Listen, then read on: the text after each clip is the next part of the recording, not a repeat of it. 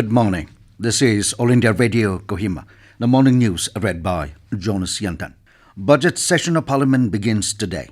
The session will commence with President Ramnath Kovind's address to both the Houses of Parliament assembled together at 11 a.m. in the Central Hall.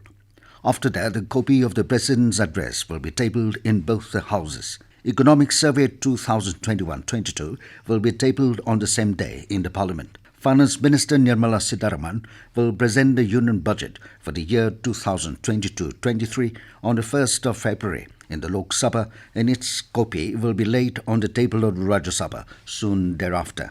This time it will be a paperless budget. With a view to ensure COVID safety protocol, both the Houses of Parliament will function in shifts from Wednesday. The government has said a mentally retarded child of a deceased government employee or pensioner is entitled to family pension. Minister of State for Personal Public Grievances, Dr. Jitendra Singh, said it has come to the notice of the department that in some cases the banks are not allowing family pension in respect of a mentally retarded child through the person nominated by the pensioner or his spouse, and they insist for a guardianship certificate issued by a court of law.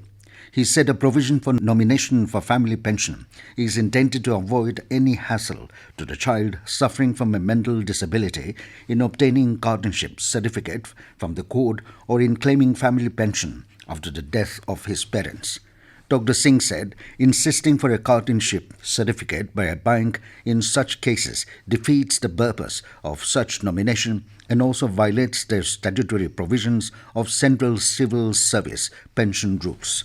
BJP yesterday announced its list of candidates for all the 60 assembly seats in Manipur. Chief Minister Jitendra Singh will contest from Hengang seat. The list also consists of 3 women candidates. In the first phase of the election, polling for 38 assembly constituencies will be conducted, while polling for 22 seats will be held on 3rd of March in the second phase. Nagaland Pradesh Congress Committee NPCC said BJP contesting solo in Manipur is a big challenge to secular, like-minded voters. NPCC President K. Terry in a press release said BJP dumping NDPP and NPF is a pity. He, however, said that enough strength and power has been given to BJP to stand on its own, endangering the future of tribals, minorities, and especially freedom of religion. He alleged that BJP has its own dream of communal nationalism. He said tribal people do not fit in the RSS or BJP's idea of nationalism. Terry therefore said, we need freedom of religion and cannot compromise our identity, culture, customs, and social practices. Over 165 crore 70 lakh COVID-19 vaccine doses have been administered so far under the nationwide vaccination drive in the country.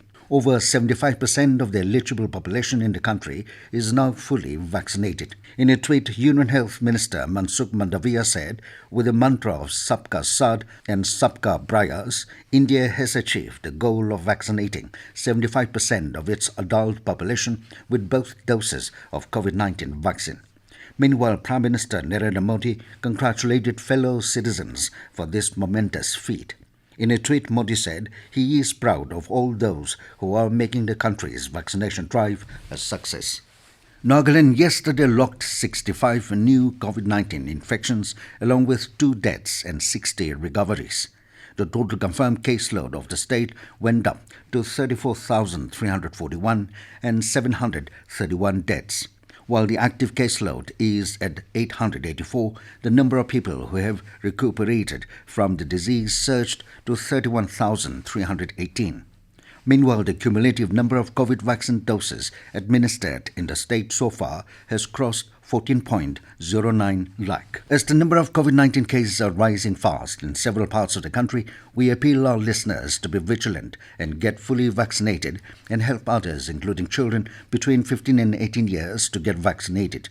With the new Omicron variant of coronavirus causing concern, please continue to follow these 3 simple steps to stay safe.